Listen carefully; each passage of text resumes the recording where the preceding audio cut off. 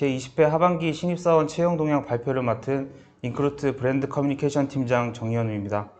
짧은 시간이지만 여러분께 올해 하반기 기업에서 어떻게 채용하고 또 얼마나 채용 계획이 있는지를 말씀을 드리도록 하겠습니다. 조사는 약 한 달간 진행했습니다. 대기업 102곳, 중견기업 164곳, 그리고 중소기업 569곳에서 총 835개 기업에서 조사에 참여해 주셨습니다.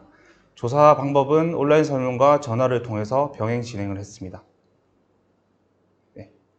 목차는 이제 채용 계획부터 채용 규모, 그다음 채용 방식, 그리고 공공기관 채용 계획과 인사 담당자들한테 이제 저희가 취업 준비의 팁을 직접적으로 들어보고 그거에 대해서 저희가 통계를 내는 자료가 있는데요. 이것까지 설명을 드리겠습니다. 그러면 지금부터 하반기 기업 채용 계획에 대해서 말씀을 드리겠습니다. 올해 하반기 채용 계획을 확정한 곳을 기업 규모별로 나누어서 알려드리겠습니다. 먼저 대기업은 10곳 중 8곳이 채용 계획을 확정했다고 밝혔습니다. 재작년과 작년을 비교하면 확연하게 높아진 수치인데요. 아직 코로나 팬데믹이 진행 중이지만 대기업의 고용 회복은 어느 정도 이루어진 상태로 이제 보시면 될 것 같습니다. 중견기업은 이제 작년에 73.7%를 기록했는데 올해는 다소 떨어진 64%를 기록했습니다. 떨어진 이유에는 상반기 채용을 일찌감치 마무리한 기업도 있겠고 경력직 선호 등 이제 대내적인 이유가 있겠으나 최근에 이제 대외적으로는 우크라이나 전쟁이라든지 그런 상황과 맞물린 세계적인 인플레이션 상황, 그리고 인한 이제 국내 경기 침체의 영향도 이유로 들 수 있을 것 같습니다. 그러면 중소기업은 상황이 조금 나아졌는데요. 올해 하반기 채용 계획은 67.1%를 기록했습니다. 재작년하고 작년 대비해서는 큰 폭으로 오른 수치고 우선은 코로나로 인한 경영 악조건으로 채용을 중단했거나 축소했던 기업에서 다시 재개했을 가능성이 있는 것으로 저희는 보고 있습니다. 그리고 이제 장기적인 구인난 상황으로 신입을 뽑고자 하는 기업이 대폭 늘어난 것으로 저희는 판단하고 있습니다. 최근에 이제 뉴스하고 기사를 통해서 좀 접하셨겠지만 우리나라도 이제 미국, 일본, 유럽 등 선진국처럼 고용 있는 침체가 나타나고 있는 것으로 보입니다. 고용 있는 침체란 이제 경기 둔화에 따라서 고용도 둔화하는 것이 아니라 오히려 이제 구인난을 겪게 되는 현상인데요. 우리나라 중소기업에서도 이러한 현상이 나타나고 있는 것으로 보여집니다. 다음은 이제 2009년부터 2022년까지 하반기 채용 계획 확정 여부 추이를 저희가 말씀을 드리겠습니다. 기업 규모별로 정리를 했는데요. 올해 하반기 대기업은 80.4%, 채용 계획 수준은 코로나 직전인 2019년을 넘어선 결과라고 보시면 되겠습니다. 중소기업 결과가 매우 이제 이례적인데요. 앞서 말씀드렸듯이 구인난 장기화 영향이 드러난 결과가 아닐까 생각을 했습니다. 다음은 업종별 채용 계획 확정 여부에 대해서 말씀을 드리겠습니다. 대체적으로 업종별로 다 고용 회복이 이루어진 것으로 나타나는데요. 그 중에서도 문화, 미디어, 광고 콘텐츠 분야에서 좀 작년 대비 가장 높은 폭으로 오른 업종으로 조사가 됐습니다.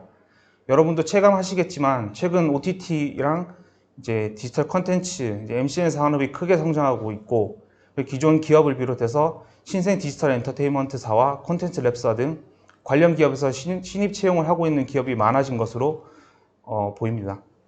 작년 조사 대비 올해는 거의 모든 업종에서 채용 계획을 이제 세웠고 반면에 유통, 물류, 금융, 보험, 그리고 교육, 강의 분야에서는 채용 계획을 나타낸 기업이 작년 대비 줄었습니다.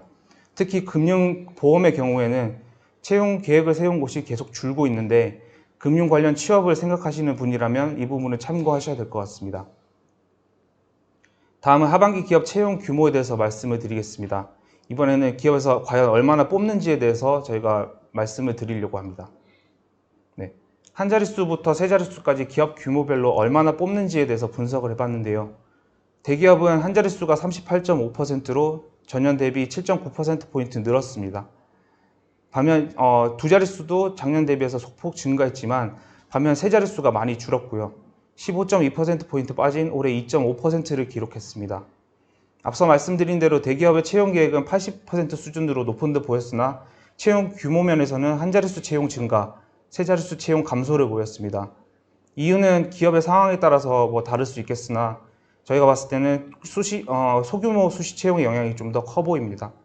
그리고 경력직 선호 현상과 또한 결과를 좀 받침할 수 있는 이유라고 볼 수 있겠습니다.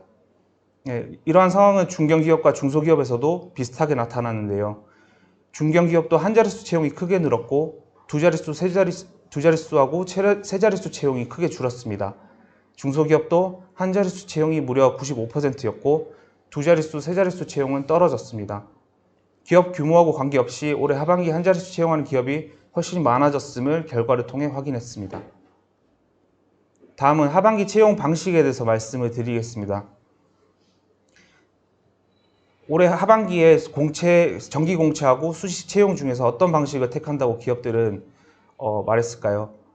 정기 공채하고 수시 채용 비중을 보시면 2020년 하반기부터 올해 하반기를 비교해 보면 눈에 띄는 변화를 확인하실 수 있을 겁니다. 40%에 달했던 정기 공채 비율이 12.1% 올해 하반기에는 기록했고요. 수시 채용은 41.4%에서 올해 약 70%로 비중이 대폭 늘은 것을 확인하실 수 있습니다. 인턴은 19.0%에서 올해 이제 18.8%로 비교적으로 비슷한 수준으로 나타났습니다. 올해 초 SK그룹에서도 수시 채용으로 전환을 했고 삼양그룹 그리고 모든 국내 주요 대기업에서 수시 채용을 강화함에 따라서 여러분들은 이제 채용 공고를 수시로 모니터링할 필요가 좀 있겠습니다. 다음 기업 규모별로 그 채용 방식 비중을 그래프로 나타내 봤습니다. 대기업은 이제 정기 공채 비중이 20.5%, 그리고 수시 채용이 59%를 기록했고요. 그리고 올해 하반기 중견기업은 18%만 정기 공채를 진행하고 66%는 수시 채용으로 전환한다고 이제 답변했습니다. 중소기업은 10곳 중 한 군데만 이제 정기 공채를 유지한다고 했고 나머지는 이제 70.8%는 수시 채용을 전환하겠다고 답한 비중이 월등히 높아졌습니다. 지금까지는 민간 기업 이제 사기업 채용 계획에 대해서 말씀을 드렸다면 지금은 이제 공공기관 채용 계획에 대해서 제가 말씀을 드리겠습니다. 네, 올해 하반기 공공기관 채용에 대해서 말씀을 드리겠습니다. 조사 대상은 국내 공공기관 111곳입니다. 최근 1년 내 채용을 했는지에 대해서 제가 질문을 했는데 채용했다라고 답한 기관이 이제 91%에 됐고요. 그다음에 올해 하반기 채용 계획이 있는지에 대해서 물었을 때 기업 중에서 82%가 채용 계획이 있다고 답했습니다. 그 중에는 한 자릿수 채용이 34.1%, 두 자릿수 59.3%, 세 자릿수 6.6%를 가 있었습니다. 내년도에는 공공기관 채용 계획에 많은 변화가 있을 것으로 예상돼서 취업을 준비하시는 분들은 올해 하반기에 꼭 기회를 잘 살리셔서 좋은 결과가 있으셨으면 좋겠습니다. 다음은 여러분들께 조금 더 이제 취업 준비에 도움을 드리기 위해서 인사 담당자분들한테 직접적으로 저희가 질문을 했고 그거에 대해서 통계를 내서 저희가 좀 말씀을 드리려고 합니다. 그래서 어떤 것들을 챙겨야 하는지에 대해서 좀 더 면밀하게 보시면 될 것 같습니다. 일단 학점 마지노선에 대해서 저희가 설문을 했습니다. 말 그대로 이제 학점에서 얼마 이상이 돼야 이제 입사를 할 때 유리할지 그런 거에 대해서 조사를 제가 해봤는데요. 일단 3.0 이상이 가장 높은 응답 비율을 나타냈고 그다음에 학점과 무관하다라는 비율도 많았습니다. 그리고 3.5 이상, 그다음에 2.5 이상, 4.0 이상 이렇게 지금 결과가 나는데 말씀 그대로 이제 학점 마지노선이다 보니까 어느 정도 학점 수준을 유지를 해야 되기 때문에 이 부분은 학점이 필요 없다라고 생각하시지 마시고 어느 정도 학점은 계속해서 관리하면서 유지를 해야 된다라고 생각하셔야 될 것 같습니다. 아무래도 요즘 취업의 치트키는 직무 관련 경험이 아닐까라고 생각이 되는데요. 하지만 인턴하기도 너무 어려운 상황에서 무엇을 어떻게 준비해야 하나 난감해지실 분들도 많을 것 같습니다. 인턴 직무 경험을 원하는 이유는 무엇일지에 대해서 알아봤습니다. 이러한 경험들이 지원자가 실제 업무 적응력, 수행력 면에서 직무 경험이 중요하다고 생각하는지, 이 면에서 그런 면에서 뛰어나다고 생각하는지에서 물어본 결과 매우 그렇다가 20.9%였고 약간 그렇다가 67.5%였습니다. 합하면 88.4%가 이제 그렇다라고 응답을 했기 때문에 직무 경험이 있는 지원자가 실제 입사에 유리하다는 것은 명백한 사실인 것 같습니다. 그래서 저희가 조금 더 질문을 해봤습니다. 직무와 무관한 경력이라도 회사 경험 그리고 사회 경험이 있다면 평가에서 가점 요인이 될 수 있는지에 대해서 제가 추가적으로 질문을 해봤는데 그래도 가점 요인이 될 수 있다는 응답이 훨씬 더 많았습니다. 72% 정도가 직무 경험만큼 사회 경험도 중요하다고 답했기 때문에 완전 동떨어진 경험은 가점이 안 될 수 있겠지만 본인이 희망하는 직무에 대한 경험이 아니더라도 이력서상에 어필할 만한 사회 경험을 충분히 쌓는다면 가점 요인이 될 수 있다는 사실을 참고해 주셨으면 좋겠습니다. 다음 정량 지표에 대한 중요성에 대해서도 저희가 조사를 해봤습니다.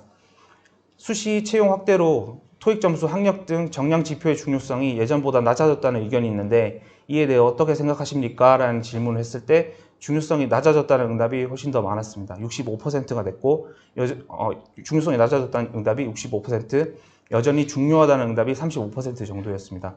이 또한 아까 말씀드린 학점 마지노선처럼 정량 지표도 어느 정도 기본 베이스는 가지고 있어야 되기 때문에 이 중요성이 낮아졌다라고 하는 거는 그만큼 다른 걸 더 본다라고 이제 생각을 달리 하셔도 돼서 그래서 토익하고 학점에만 너무 이제 치우치지 마시고 다양한 경험이나 자격증 이런 것들을 조금 더 할애하는 시간을 많이 두시면 취업에 유리할 수 있다는 것을 보여주는 지표이라고 생각합니다.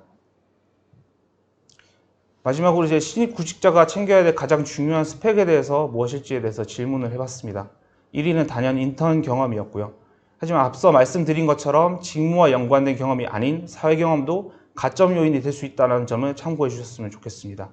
다음은 컴퓨터 활용 능력 등 사무 자격증이 2위를 차지했고 그다음에 IT 관련 경험과 자격증이 3위를 차지했습니다. 이 밖에도 산학실습 경험이라든지 대활동 경험, 무조건 이제 경험을 중시하는 그런 것들이 이제 상위에 차지한 것으로 봤을 때는 취업을 준비하실 때 뭐 그런 자격증이나 이런 정량적인 지표도 중요하겠지만 사회 경험을 좀 더 많이 쌓으시는 게 도움이 될 것 같다고 생각합니다. 이상 하반기 채용 동향 조사 결과 발표를 마치겠습니다. 들어주셔서 감사합니다.